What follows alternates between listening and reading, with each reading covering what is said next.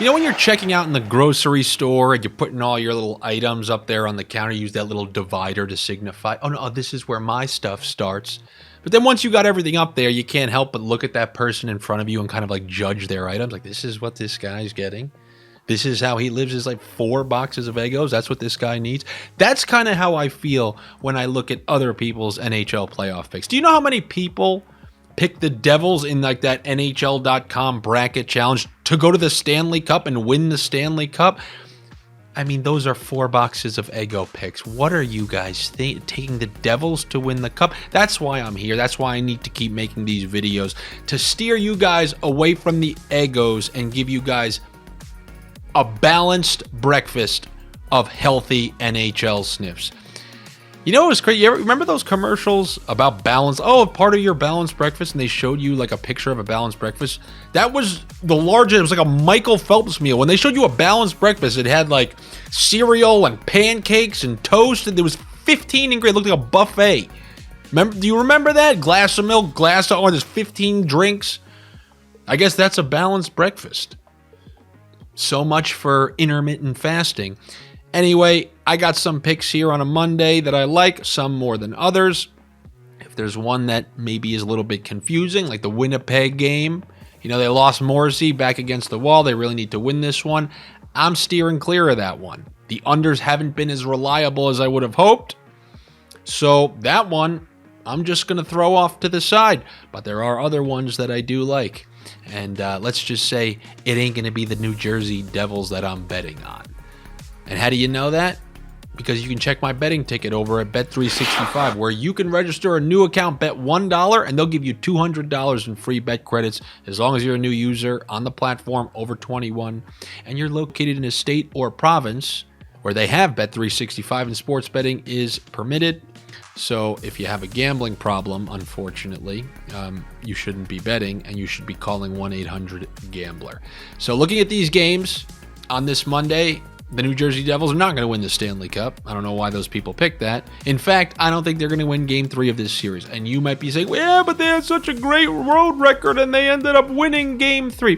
When you look at that Game 3, they were still undisciplined. They took a couple penalties. For the first time, the Rangers' nasty power play didn't really make them pay. The Rangers went up 1-0, and if they would have cashed in on one of those power plays, it would have been 2-0. And most importantly, the leader in saves above expected this postseason has been Igor Shesterkin, and the Devils are finding that out. 1 goal in Game 1, 1 goal in Game 2, and then 1 goal in regulation in Game 3, and we're able to score 1 in overtime, opposed to the Rangers, who boat raced them in the first 2 games and then just had a semi-mail-it-in type of Game 3. I would imagine a veteran Rangers team laden with playoff experience they're not going to let this Game 4 slip. If they lose, the Devils are really going to have to earn it. And the way the Devils play, they just do not give off the type of physicality that's necessary to win multiple playoff games. They're soft. I hate to break it to you, Devils fans, but as of right now, your team is soft, and I will not pick them to win a playoff series, and I will not pick them to win this game. I'm going to go with the New York Rangers to defeat the New Jersey Devils in Game 4 at home. I don't see them losing 2 straight at the Garden with Shesterkin playing the way he is, and especially with the Devils remaining undisciplined, and I think the Rangers will cash in on one of those. Anytime you take the Rangers to win, and I honestly think this is going to go throughout the whole playoffs, you can pair them with anyone on the top of that umbrella of the power play. You can pair a Rangers win with a Fox point, a Panarin point, or a Kane point. I think Kane has points in every single game in this series. And then Fox had a 4-assist game. When they're running the top of that power play, everything has to kind of touch their sticks. So they're ideally the ones that you want to pair with the Rangers win, if you do take the Rangers in this one. But I'll take the Rangers, as much as it pains me to say as an Islander fan. But you know, you got to think with your head, not your heart. I'll take the Rangers over the Devils in this Game 4. How about we go over to the West Coast, a team that, have you ever heard me say, I will take the Seattle Kraken? Well, you're not going to hear it tonight, because the Colorado Avalanche are 10-1 on the road these last 2 postseasons, and last game was no different. Even though they conceded the first goal, freaking these pesky Kraken scored the first goal in all 3 games so far. But regardless, we're still down 3-1 after 1. managed to tie it up in the second, or they're down 2-1 after one. 3-3 after two. Quick 2 goals by the Avalanche, and now we're seeing the stars come. Did you see McKinnon's highlight reel goals? Rantanen at a couple of points. Makar blasted one in. We're getting the type of Avalanche. They're just not phased in any environment. Doesn't matter what it is. So I'm going to take them. Is there a chance the Kraken can win? I guess so, but I think as this series is going on, you're seeing the disparity in talent really start to show itself. These Kraken have to scratch and claw for their goals. These Avalanche are blasting one-time Taves to Rantanen, and then you're getting highlight goals from McKinnon, Makar. For me, it's going to be the Avalanche, but you already knew that. So if you don't want to do the Avalanche because you're like, I don't know, man. Like these Kraken, they're scoring first every single game. They won the first one. They almost won the second. And then they tied it up in the third game, even though they lost that one. Well, I'll give you some props then. First being with Nichushkin leaving the team for personal reason, anytime we get a elevation from a second line to a top line or to a top power play, we're obviously going to try to hop on board that, and that's Arturi Lehkonen. I will take the over half of a point for Lehkonen in this one because he's playing on that top line with McKinnon, and he's been elevated to the top power play, so that's a pretty good chance to find yourself on the score sheet. And I had been taking his over on shots on goal a lot, but they bumped it up to 2.5. And now since he plays with McKinnon, who obviously is a shoot first guy, I'm kind of steering clear from that, opposed to when he was playing with Nichushkin and Comfer. He was kind of the main shooter on that second line, but maybe not so much now. But if you want to take the over shots on someone, I'll go again with Bo Byram, who's had at least 2 shots in every single. He had 8 shots in game 2.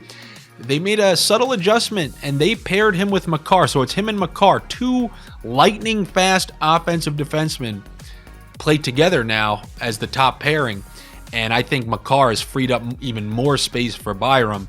I'm honestly tempted to take the over half of a point for Byram, but I think I'm going to stick with the over half of a point for Makar, along with the over half of a point on Lehkonen, but I'll do the over 1.5 shots for Bo Byram. That's my assortment of Colorado bets in this game. You could obviously use the Bet365 same game parlay and do it. You can do over 1.5 shots for Byram with a Lehkonen point or a Makar point and an Avalanche win. All those things in unison make a nice, pretty parlay for you. Now going over to that Toronto Lightning game. Toronto played absolutely awful in game 3 and came out with the win. It's the first game that they truly played awful in last year's series or this year's series. Like, they played bad in game 1, but they actually played pretty awful in game 3 and wiggled out a victory. Now, anytime there's controversy because of referees after a game, I always believe that means multiple power plays coming for that team who got screwed the next game. And that means Tampa Bay power plays. But I don't think necessarily it means they're going to win, because I have a feeling that Toronto, we're going to see their best game any one of these. And they are very good when they are motivated and play hard. It just wasn't there in game 1. In game 3, game 2's a question mark because Tampa was very flat. But I believe they know that through what went down last year, I find it hard to believe that the Leafs are going to mail in this game, which is why I don't want to take Tampa. But I do want to take over 1.5 points at plus money for Nikita Kucherov.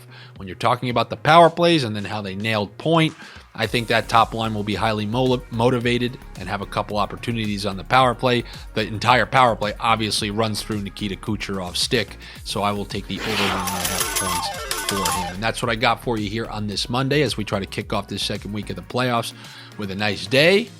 The weekend was so-so for me. Pretty good Saturday, pretty rusty Sunday. But you know how Mondays go. It's always a clean slate on a Monday. And hopefully the beginning of this week starts like the beginning of last week. All right? Make sure you subscribe to the Odd Shopper channel here. Come follow me on social media where I'll post another pick tonight. I mean, what did we go like 4 for 5 last week on the Instagram pick? So make sure you're following me over there. It's at Andy Francis. I will see you guys tomorrow. Take it easy.